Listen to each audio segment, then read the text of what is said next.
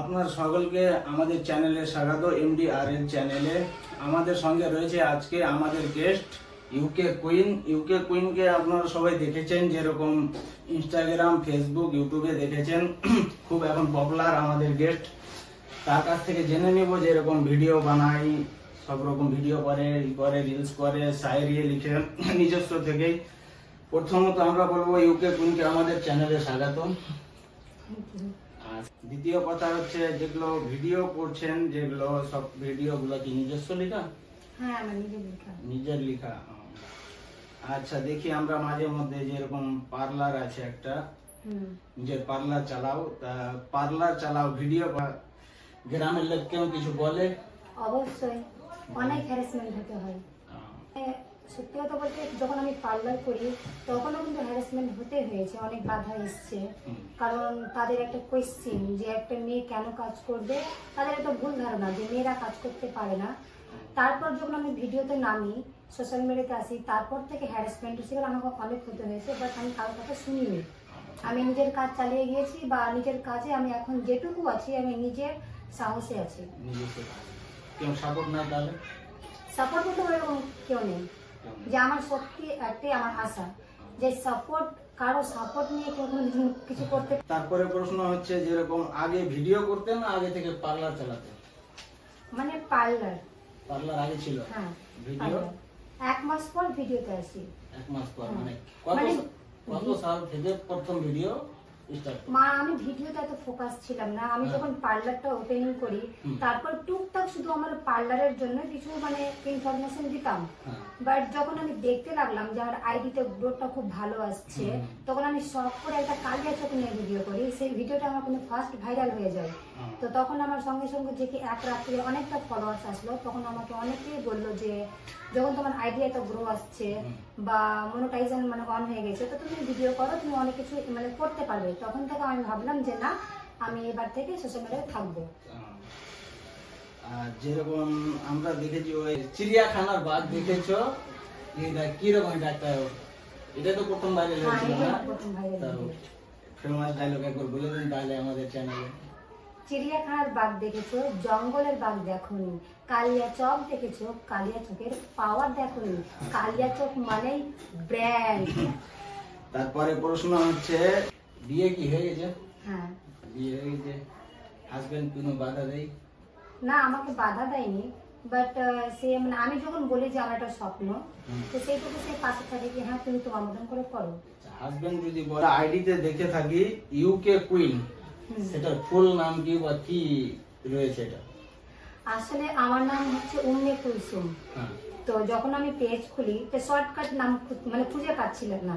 তো বাস উম্মে ইউ আর কুলসুমের কে, মানে আমার নামে দুটো অক্ষর, শর্ট ফর্ম ইউকে কুইন। হ্যাঁ। বাঁশের চাইতে কামচি বড়, ধানের চেয়ে খই, এটা যেটা শাড়িটা আমরা শুনেছিলাম। বাঁশের চাইতে কামচি কিরকম বড় হয় আমরা বুঝতে পারছি না। এটা শাড়িটা এই ব্যাপারটা নিয়ে আমি একটু মানে বলতে গেলে একটা ইশারা। প্রথমত যেমন নেতারা আছে, নেতা কিন্তু চামচাগুলো বড়, বাট ওরা বড় না, তার বড়টা দেখায়। যে সেইরকম সেই উদ্দেশ্যে ভিডিওটা করেছিলাম যে মানে বাস নিজস্ব জায়গাটা আছে, এবার কমছে বলে কি করে, নাড়া চড়া বেশি করে। তাই তো সেই জন্য বললাম যে মানে বাসের টাকে কমছে বড়, বাট সেটা না। আমি এখানে কোনো সাইজের কথা এখানে বলিনি, মানে এখানে আমি তুলে ধরতে চেয়েছিলাম যে দেখো যে নেতারা যেমন নেতার জায়গাতে আছে, বাট চামচাগুলো চামচাগুলি মানে চামচাগুলি দেখায়, বাট সে যদি অনেক বড় ভাবে, তো সেটাকে তুলে ধরেছিলাম। রোস্ট মারা চলছে, এটা নিয়ে কি বলতে চাই? এটা নিয়ে আমি একটা কথা বলতে চাইবো, রোস্ট মারছে মারুক, মানে সবাই স্বার্থ নিয়েই করছে। কারণ তারা ভালো করেই জানছে যে ওকে নিয়ে যদি করি তো আমার ভিউ আসবে, ফলোয়ার্স আসবে, এমনিতে তারা কিছু করতে পারবে না। তো তারা মানে অন্যের মাধ্যমে ফলোয়ার্সটাকে বাড়াতে চাই। বাট আমি তাদেরকে এটুকুই বলবো, তোমরা রোস্ট করছো, করার মতো করো। যদি অশ্লীল ভাষায় ব্যবহার করো তো অবশ্যই এটা কিন্তু আইনত ব্যবস্থা করা হবে। তো আমাকে নিয়ে যারা করেছে, যারা অনেকেই দেখেছি যে এমনি নর্মাল ভাবে করেছে, সেটাকে আমি মানে নর্মাল চোখে নিয়েছি। বাট যারা আমাকে অশ্লীল ভাষা বলেছে, তাদের আমি কোনোদিনও ক্ষমা করতে পারবো না। কারণ আমার ব্যক্তিত্ব জীবনে নাক গালানোর তাদের কোনো অধিকার নেই। তো এই বিষয় নিয়ে আমি কিন্তু সাইবার ক্রাইমে তাদের নামে কমপ্লেন করেছি। ভবিষ্যতে কি রকম মানে কি করতে চাও? আগে নায়িকা বা আর কিছু কোনো সিনেমা গান, লং গান হতে পারে? আমি ভবিষ্যতে শুধু একটাই টার্গেট, আমি অসহায় মানুষের পাশে দাঁড়াতে চাই। দাঁড়ানোর উদ্দেশ্যটা কিরকম?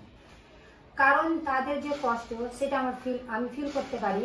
কারণ আমিও একটা মধ্যবিত্ত পরিবারের, আমি কোনো কোটিপতি কোনো লাখপতির মেয়ে নয়, আমি একটা নর্মাল ঘরের মেয়ে। তো আমি দেখেছি অনেকটা অসহায় মানুষ টাকার কাছে বা খাবারের কাছে হেরে গেছে, এবং কি আমি আমার চোখের সামনে আমি এমন একটা মানুষকে দেখেছি যে টাকার জন্য মানে দুমুঠো খাবারের জন্য সে নিজের প্রাণ হারিয়েছে। তো আমার একটি উদ্দেশ্য তারা যেন ভালো থাকুক, ক্ষণিকের জন্য হলেও তারা একটু ভালো থাকুক। আমি তো সারা জীবন তাদের দায়িত্ব নিতে পারবো না, কিন্তু ক্ষণিকের জন্য যদি আমার তরফ থেকে যদি একটু ভালো থাকতে পারে, এটা আমি নিজের গর্ব মনে করবো।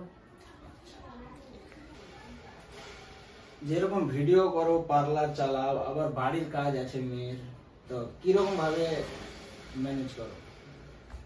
ম্যানেজ করতে হয়, মানে ইচ্ছা করলে সবকিছু হয়। প্রথমত আমি যতক্ষণ বাড়িতে তখন আমি হাউস ওয়াইফ, যখন আমি পার্লারে তখন আমি একটা বিউটিশিয়ান। আর মানে টাইম আমি মানে ফ্রি একদমই থাকি না, আমাকে টাইম বার করতে হয়। যে কাজের ফাঁকেও ভিডিও শুট করার জন্য সপ্তাহে আমি একদিন ভিডিও করি, সপ্তাহে মানে কি আমি 7 দিনের ভিডিও একদিনে করে ফেলি, মানে একদিনে হয়ে যায়। আর মানে আমাকে প্রত্যেকটা কাজ আমাকে একাই সামলাতে হয়, আর সেটা আমার মনের উৎসাহ হতে হয়। আর যে কোনো মানে এটা বলতে চাইছো যে সবাই যে মনে যেটা ভেবে নিবে সেটা যদি করতে চাই তো করতে পারবে, ঠিক আছে? তোমার যেগুলো ভিউয়ার্স আছে সেগুলোকে কি বলতে চাও?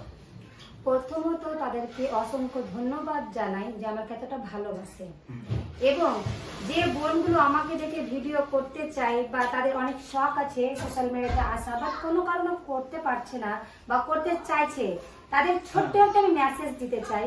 তোমরা যদি সোশ্যাল মিডিয়াতে আসো তাহলে অবশ্যই একটা কথা মাথায় রাখবে, সম্মান করলে সম্মান পাবে। তোমরা যদি সবাইকে সম্মান করো তো অবশ্যই সম্মানের যোগ্য হবে। আমি এটুকু বলতে চাই। আমরা এখান থেকে ভিডিও শেষ করলাম।